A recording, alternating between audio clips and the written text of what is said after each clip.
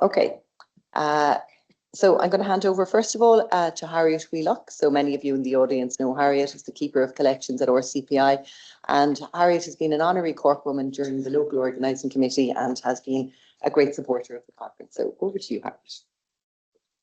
Can I just ask what the password is for the Wi-Fi? Wi-Fi password? So will I put that back up again? I'll put that slide up again. Is there a post-it? Okay, actually, just go directly. Yeah, that'd be great. Okay, super. So sorry, Harriet, off you go. Thank you very much.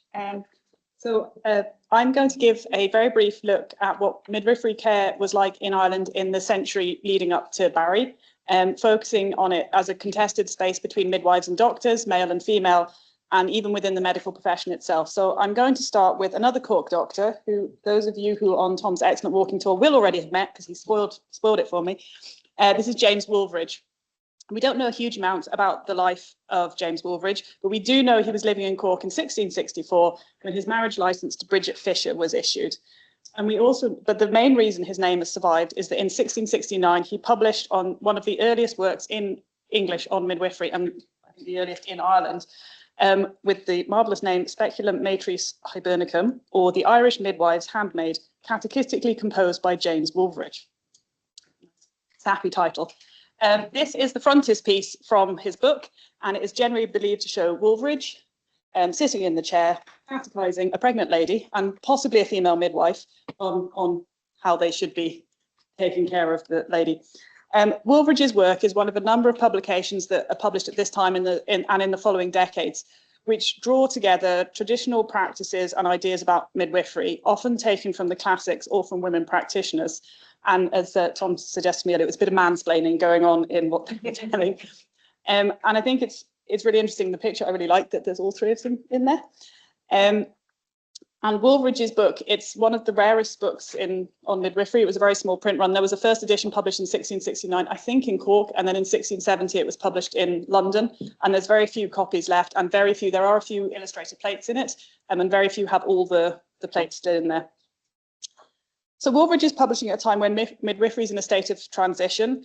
Obviously, in a predominantly agrarian society in Ireland, nearly all childbirths were taking place in the home with the local midwife in attendance. However, the 18th century sees the rise of a professional male interest in obstetrics, which is based on a new scientific interest in sexuality and reproduction, and also the development of obstetrical instruments, which obviously were something that only men would be able to use. And as a result, the period sees the beginning of a struggle between men and women for control and the start of the professionalisation of the specialty.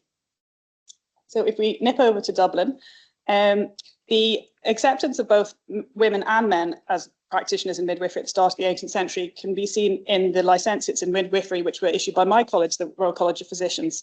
So under the 1692 charter that re-established the college was given the power to regulate and those who wanted to practice medicine on the island of Ireland, but also those who wanted to practice midwifery. For various reasons, it wasn't very well enforced, so the number of people actually applying aren't very high, but the first 5 applications for licenses in midwifery received by the college between 1692 and 1732, 3 of them were from women, so with 3 out of the 5. We know nothing about these women except their names. So we have Mrs. Cormack, who was the first one, Mrs. Mary Murphy, and Mrs. Catherine Bamford. Interestingly, they're all married women. It's possible that Mary Murphy is the widow of a doctor, because in April 1730, the minutes of the college record the granting of funds to Mary Murphy, widow of Joe Murphy, Bachelor of Physic, an object of charity. So it's possible that she's learnt at least some of her knowledge from her husband. As the names of the men on this list show, they were surgeons, not physicians.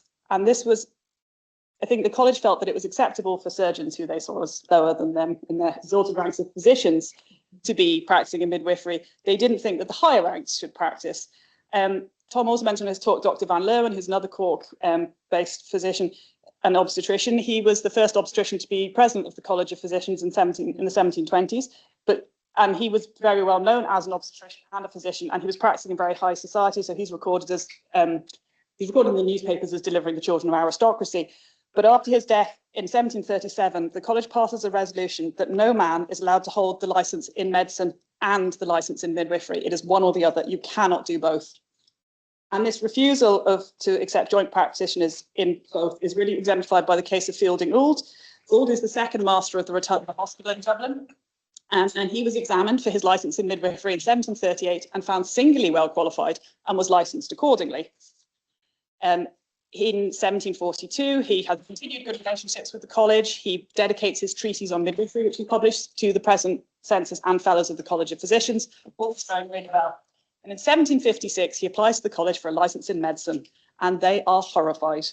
They write back to him. They say, this is the 1737 bylaw, which says you can't hold both, and this is the only answer which they can, consistent with the dignity of their body, give to a request of such extraordinary a nature. The standoff continued for another 3 decades until the College of Physicians finally relented and changed the rules and allowed physicians to also get midwifery. And Fielding Ould, at the age of 75 and 30 years after he first applied, followed his licence in midwifery, in medicine as well as midwifery, by which time he was already had a doctoral degree from the University of Paris. Turning to caesareans, which is the focus of this conference, there is some evidence of them taking place in the 18th century, although largely unsuccessfully, as was mentioned. Writing in 1820, Samuel Merriman summarises the number of caesarean operations performed in Great Britain, which he would have taken to include Ireland, as 22, but he doesn't give a date range for when these 22 operations took place. He says that they were almost always fatal to the mother. There's only one which he says the mother survived, and even that is contested. And of the children, 10 were born dead, 12 were extracted alive, but 4 of those survived only a few days. So it is a really unsuccessful operation. And he then goes on to give an example of what he describes as a very astonishing case of a midwife who carried out a caesarean in which the mother survived. It was presumably so astonishing to him because it was carried out by an unqualified woman as opposed to a qualified male doctor. And he doesn't include it in his count of 22. So his 22 caesareans seem only to be caesareans performed by physicians. He's not counting other ones. He also states, and I particularly enjoy this, however incredible this story may appear, there is no reason to doubt its truth. And there's no reason to doubt its truth because 2 male doctors wrote about it. It's clearly true because it was published on, which in today's world is quite interesting as well. So these 2 doctors are Duncan Stewart and Gabriel King, who both published accounts quite a lot later in 1771, and they give us quite a lot of details about this extraordinary case. So the case happened in 1739. The patient is named as Alice O'Neill, age 33, and she was, quote, wife to a poor farmer near Chalmont and mother of several children. She had a pretty difficult labour, as you can see. Her labour pains, they couldn't deliver her child by several women who attempted it. She remained in the condition of labour for 12 days, and the child was judged to be dead after the 3rd day. They then call on the illiterate woman, Mary Donnelly, who was eminent among common people for extracting dead infants. So she was called, and she tried to deliver the child in the normal, as they say, the common way. Stewart gives a very long account of how the operation was performed. I won't read all of it, but essentially she makes the incision, and then having made the incision, realizes she's got no way to seal it back up, so sends to the local tailor for a needle and thread. Well, as it said, she held the lips of the wound together with her hands till one went a mile and returned with silk and the common needle which tailors use. With this, she then joined the lips in the manner of the stitch employed ordinarily in the hare lip and dressed the wound with whites of eggs. No explanation given as to why she thought this would be helpful. And as you can see, Dr. Stewart then visits the poor woman out of curiosity a few days later and says that she was completely cured and was a great success. Dr. King, so he goes 27 days after the patient was able to walk a mile on foot and came to see me in a farmer's house. I like that the patient still has to go and visit the doctor. He's not actually going to see her, where she showed me the wound covered by a cicatrice. And then later on, he said the patient has enjoyed very good health ever since, managing her family affairs, and has frequently walked to market in 6 miles distant from her own house. Dr. King, who also goes to visit her, again, because he's heard of this extraordinary case, a bit less, not quite as positive in his results. I saw the poor woman soon afterwards and drew out, the needles where must be the needles where the midwives had left to keep the lips of the wound together. I perceived the muscles contracted into a lump at the lower part of the belly, which increased and at last broke and run considerably. This woman is capable of doing something for her family with the assistance of a large bandage, which keeps her intestines in. So it's 2 quite different views on whether this was a successful operation. I would like to thank, I can't remember the name, but someone emailed into the organising committee to bring this account to our attention. And I got absolutely fascinated. This wasn't initially what I was going to talk about today, but once I got interested in this, I found it a really interesting case. So thank you.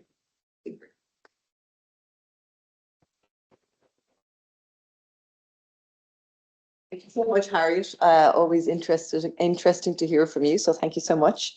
I'm going to take you through the Cork part of the story, and then I'm going to hand over to Sue. So in 1789, the records show that Mary Ann Barry and Jeremiah Bulkley had a baby they named Margaret. Cork was a very successful maritime city, and I'm really sure you heard lots about that from Tom's wonderful tour earlier this morning. But in 1800, the Act of Union led to a bit of decline in the prosperity of Cork, and Jeremiah lost his job as a weighmaster because he was Catholic. In 1801 to 1803, the record showed that Margaret and Mary Ann left the family home for a period of months and arrived back home with a female infant, Juliana. At that stage, Margaret would have been somewhere between 12 and 14, and Mary Ann would have been somewhere in her 40s. That's as much as I can tell you, because that's as much as we know, but that will come up again later in the talk. Jeremiah in 1804 borrowed money to match the dowry of his only, so he had Mary Ann and Jeremiah had two children, Margaret and John. And John had fallen in love with a woman while he was in college in Dublin, and he really wanted to marry her. And her father said, well, I'm really rich and my daughter's very well off, and if you're going to marry her, you need to bring loads of dosh with you.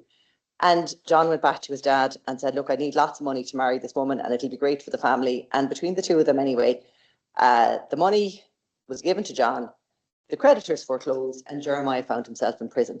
Not a great decision. Really, really not a good decision for the Mary Ann and Margaret, who were now penniless and pretty much homeless. So in 1804, they went to visit Mary Ann's very famous and wealthy brother, James Barry, the painter, who we heard a lot about last night from wonderful speakers from Claire O'Neill and from Michael Waldron. James Barry declined financial assistance and said, no, not away, not giving you anything. But then things got a bit worse. The family home was repossessed. Mary Ann, Margaret, Juliana were taken in by a well-known Cork Quaker family, the Penrose family. But as luck would have it, in some bizarre kind of a way, in 1806, James Barry, the painter, died. So Margaret and Mary Ann travelled to London to claim, which was then inheritance, and they thought things were looking up. And this is the bit that is unknown. So James Barry, the painter, had many, many friends and patrons. And three of his dear friends, General Francisco de Miranda, a Venezuelan patriot, Dr. Edward Fryer, a physician, and Mr. Daniel Reardon, a lawyer and executor of James Barry's estate. Between the three of them, hatched a plan to enroll James Barry as a medical student. And with that, I'll hand you over to Sue. So I'm going to introduce Sue Ward, who is Dr. Sue Ward, a retired obstetrician gynecologist, a fellow enthusiast, James Barry enthusiast, who gave a wonderful lecture when her role was vice president of the Royal College of Obstetrics and Gynecology. And we found her online and have again adopted her as a Cork woman into the Cork Local Organising Committee. And I hand over to you now, Sue. Thank you. What a pleasure to be here to talk about a Cork person. Who knew? So I'm going to take over from when he went to medical school in Edinburgh. So Mary Ann and James moved to Edinburgh to go to medical school. It was a 3-year course, and you do literary and medical studies. So it wasn't just medicine. And I do know that he paid extra for anatomy lessons. Now, you probably all know the story of Edinburgh and corpses and practical anatomy lessons. The corpses gently rotted away while the teachers took the private medical students who could afford it through the dissection. James Barry definitely paid for that. I think because he wanted to be a surgeon. The problem with James Barry is everybody thought he was very, very young. So the University Senate thought that he might be only 12 years old when he enrolled as a medical student, because that's what he looked like. So when it came to finals, they were going to block his application to sit the finals because he had no papers, no birth certificate, nobody really knew. So luckily, another patron of James Barry, the artist, was the very rich Earl of Buchan, who had a lot of influence at Edinburgh University. And he wrote to the university saying, though he's much younger than his usual, basically supporting him to sit the finals. I believe James Barry used the Earl of Buchan's library extensively during his medical studies. So this was a friendship rather than just a patron. So he did get to sit his finals. The finals were conducted in Latin. So if you think your finals were tough, imagine having to be conversant in Latin to get through your final viva. And they had to do a thesis which had to be defended, also in Latin. So James Barry's thesis was about femoral hernia, which I think was a pretty smart move because most of the Edinburgh medical faculty were doing research on hernia, and it was sort of the topic of the day. So he was sort of sucking up to the Edinburgh academics, but also I think he wanted to go and work for this guy, Astley Cooper, in London. Now, a lot of people go to London, don't they, when they qualify, try and get the house job. Nothing's changed there much. But Astley Cooper had actually published on hernia, and some of James Barry's thesis actually challenged his work. So this is Astley Cooper. He was actually very famous surgeon in London. His name is on the pectineal ligament, which is reflected off the inguinal ligament. You can tell I used to teach anatomy for a living, can't you? What I like particularly about this, reading about Astley Cooper, he's described as one of the best dressed men in London. So I'll let you make your own judgments about that. I'm not sure myself, but you might know his motto. To be a good surgeon, this is what you need. An eagle's eye, lady's hand, this is familiar to you all, and a lion's heart. So Barry moved straight to London to try and get a job with Astley Cooper. He signed up for the postgraduate course in surgery at Guy's and Thomas's, which was hugely expensive at the time. So the money must have come from James Barry, the artist. I'm absolutely sure. 6 shillings and 2 pence was a lot of money in those days. There are only 24 places on this course, so you had to be doing pretty well to get one, and the anatomy teacher was Astley Cooper. So he became a dresser, a pupil dresser. I suppose it's a bit like a houseman for us. I'm not sure it was a great job. So you had to stand by the operating table in the well of the operating theatre. This photograph is from the Operating Theatre Museum in London that we all went to have a look at a few years ago, my group. So 2 or 3 of you would be there by the operation, and your job was to stop the patient from moving because, of course, no anaesthetics. So you had to hold the patient down and then clean up the mess afterwards. So the surgeon would amputate the limb and then walk off, leaving the boys to clear it all up and dispose of the limb. And the last thing, the last bit of the description really entertained me because I thought, this is what our F1s think now, isn't it? They're allowed to do things beyond their experience. Haven't housemen always felt like this? So I think this guy was pretty bright. In a year, not only did he get this house job in London, he passed the Royal College of Surgeons membership exam. That took me years to get through, I have to say, and passed the medical exam to get into the army. So by the end of 1813, was looking at his first job. Same thing happened as at Edinburgh University. He looked too young to be a doctor, and so Lord Buchan had to intervene with the army, and he was allowed to start his first job. It's all about who you know, not what you know, maybe. So I've just put in a few little sort of gossipy details that I thought might amuse you, that I found in the various books I've read about his life. I love the details of what he wore. His coat was stuffed with wadding to make his shoulders look bigger. He wore stacked heels because he wasn't very tall. And I love the top boots with red heels dyed to match his hair. And then somebody else talked about how flamboyant he looked, and everybody gossiped because of the thigh-high boots and the pea green coats and the bright red bit. I mean, he looks like a woman, doesn't he? Anyway, so my last slide is his first job in Cape Town, which actually I don't think was a plum job in the army. It was a very, very, very long way away from the UK. And it was like the Wild West pretty lawless place to go. So he went there as an army surgeon for his first job. I'm going to hand over to Cape Town now, Super. So, if we can fix the so technology. Pauli, we hope you're good to go. So I'm going to put your slides up, and Tamara is going to. So I want to welcome our next speaker is Pauli Van Heerden, who is going to join us from Cape Town. And Pauli has been part of our Cape Town organising committee and is going to take us through the Cape Town part of James Barry's story. Thank you so much. Thanks so much. Can all of you hear me? Yeah, that's good. Yeah, we can hear you. Yeah, awesome. Hi, everyone. A welcome from a very cold and rainy Cape Town. I see all of you sleeveless, and back here in Africa, it's quite cold at the moment. So we're going to start in 1816 when James Barry, now a young military surgeon, as Sue said, stepped off a ship into Cape Town harbour, carrying two really important things. A medical degree from the University of Edinburgh and a letter of introduction to the most powerful man in the colony. Now, you see here on the slide, Table Mountain looks exactly as it did today.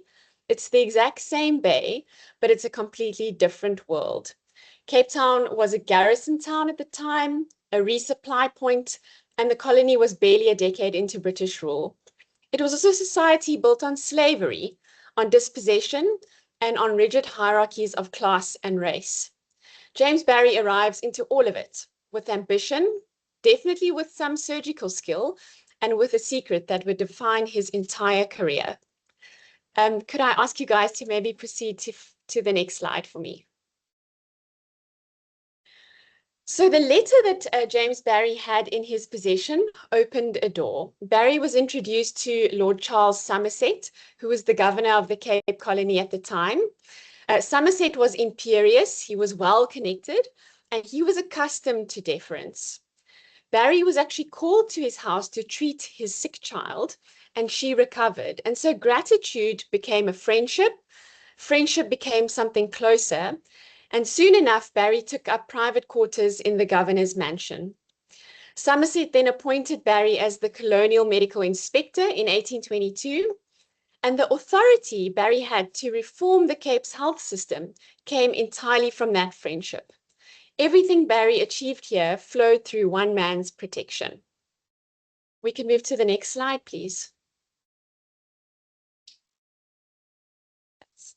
So 4 years after Barry's appointment as the colonial medical inspector, a call came summoning James Barry to the Munich household. Now, Wilhelmina Munich, the woman pictured, was the wife of a prominent Cape Town merchant, and she was actually in obstructed labor. The midwives, or the women who were helping her, had done everything they could, and the situation was completely desperate. So Barry arrived, he assessed the situation, and he made a decision. No anesthesia, no antisepsis, and no precedent anywhere in the empire before this. Barry went ahead and performed a Caesarean section. We can move to the next slide, please. So I think we've had a little bit of an introduction to Caesarean section before James Barry, but I want to be very precise about this because there are clinicians and historians in the room, and the claim matters. Barry's 1826 surgery was probably not the first Caesarean section in history where both the mother and the child survived. I found this account in 1500 of a Swiss pig farmer named Jacob Nuffer, who reportedly performed this procedure on his wife. Both her and the baby survived, and then she went on to have a further 5 more children. But that account wasn't recorded until about 82 years after it allegedly happened, and so historians really dispute whether it truly happened at that time. What's not disputed is that in 1826 in Cape Town, James Barry performed a Caesarean section. And the next time a British surgeon achieved the same outcome with both the mother and the child surviving was in 1933, 107 years later. So Barry did something in Cape Town in that house that the entire British medical establishment could not replicate for over a century. So maybe this wasn't the first Caesarean section in the world where both survived. Maybe it was the first Caesarean section in Africa, we don't know. It certainly was the first in the empire, and for 107 years, unrepeated. We can go to the next slide, please. So Lord Somerset actually resigned in 1827, and he left the Cape, and with him his protection left. And Barry had quite a few enemies because he was quite a difficult character. And after Lord Somerset left, his enemies moved quite quickly. So within a year, Barry was on a ship out of Cape Town. But he spent 12 years in Cape Town. He reformed prisons, he improved asylum conditions, and he completely transformed a leper colony. And of course, he performed a surgery that would not be repeated for a century.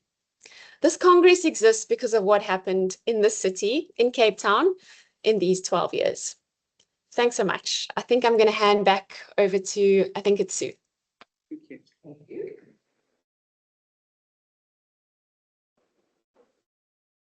So just to finish off the story, I think one of the reasons that Barry made so many enemies in Cape Town is he set himself up as the examiner to license people to be physicians. So having been involved in the MRCOG for about 25 years, I found that particularly interesting. And as you can imagine, that was not popular at all. He was the only examiner. So on his say-so, you could either keep your license to treat people or not. So his career in the army had a sort of island feel to it after that.